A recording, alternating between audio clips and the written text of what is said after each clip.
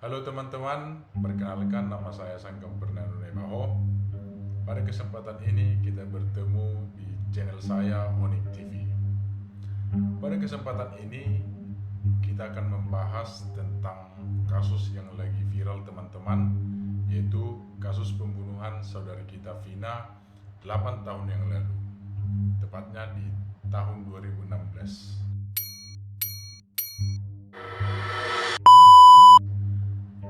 Ada yang unik dan buat penasaran nih buat teman-teman sekalian, karena baru-baru ini di tanggal 21 Mei 2024 kemarin, polisi dalam hal ini Diskrimsus Polda Jabar telah berhasil menangkap salah satu DPO, yaitu yang disinyalir sebagai otak pembunuhan saudari Vina, yaitu saudara Peggy alias Egy.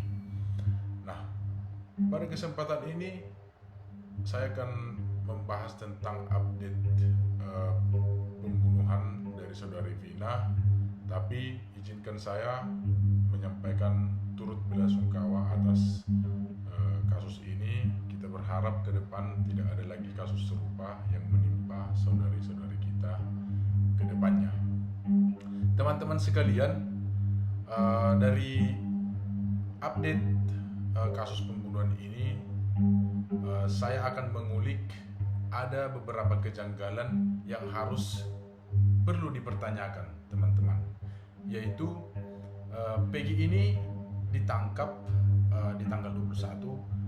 Iya, pada waktu itu dia sebagai bekerja sebagai kuli, seperti itu, kuli bangunan. Nah, ini ketika kita hubungkan ke teori konspirasi, sebenarnya selama kurun waktu 8 tahun seharusnya seorang kuli bangunan itu sudah gampang diidentifikasi, bahkan ditangkap oleh pihak yang berwenang teman-teman.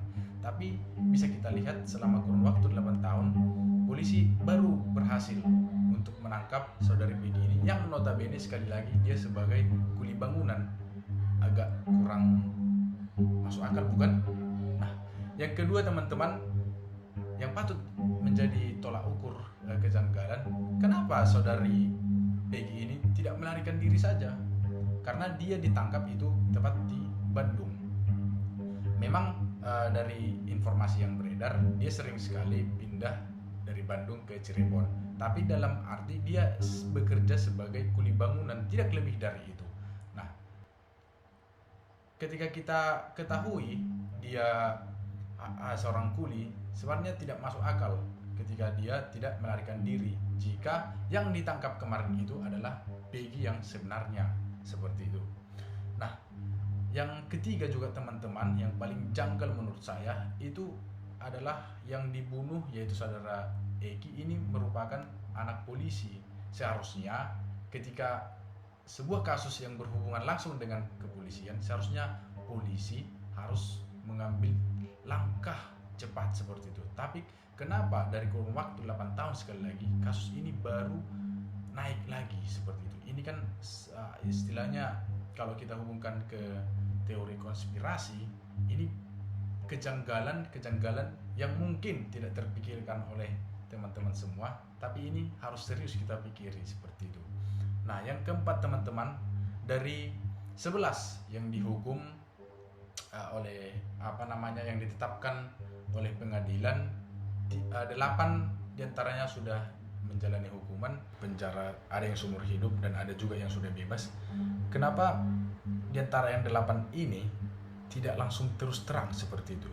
Artinya kan peran mereka dalam kasus pembunuhan ini hanya eksekusi seperti itu, bukan menjadi bagian dari otak pembunuhannya.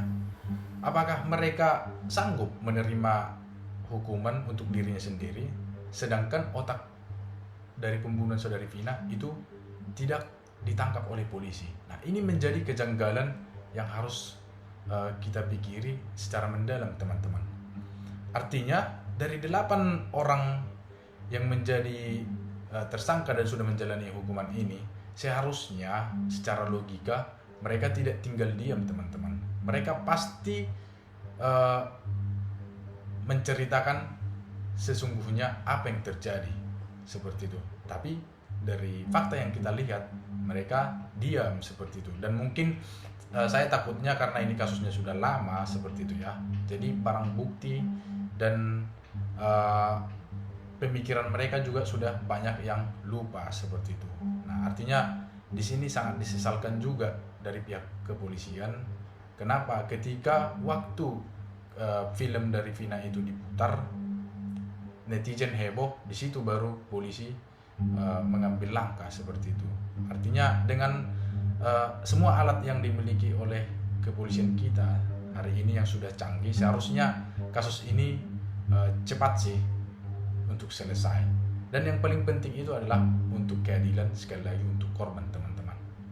Nah, jadi sebagai kesimpulan, saya meragukan sebenarnya apa yang sudah terjadi hari ini, yaitu penangkapan saudari Peggy. Atau jangan-jangan dia ini ditangkap dan dikambing hitamkan seperti itu. Dan mungkin saja orang yang ditangkap kemarin bukan Peggy yang sesungguhnya, yang notabene sebagai otak pembunuh dari saudari Vina seperti itu. Jadi pada kesempatan ini kita tetap kawal kasus ini, teman-teman. Mari kita dorong kepolisian untuk membuktikanlah bahwa Peggy yang barusan ditangkap itu memang betul-betul pelaku utama atau otak dari pembunuhan saudari Vina. Dan kalau memang tidak betul, artinya ini kan konspirasi atau kambing hitam seperti itu untuk menutupi siapa sebenarnya yang menjadi otak pembunuhan ini dan di mana keberadaannya seperti itu. Jadi teman-teman sekalian, mari kita kawal kasus ini sampai tuntas. Kita juga berdoa kepada korban untuk semoga dia bahagia di surga. Mungkin itu saja teman-teman. Kita kembali di kesempatan berikutnya. Terima kasih.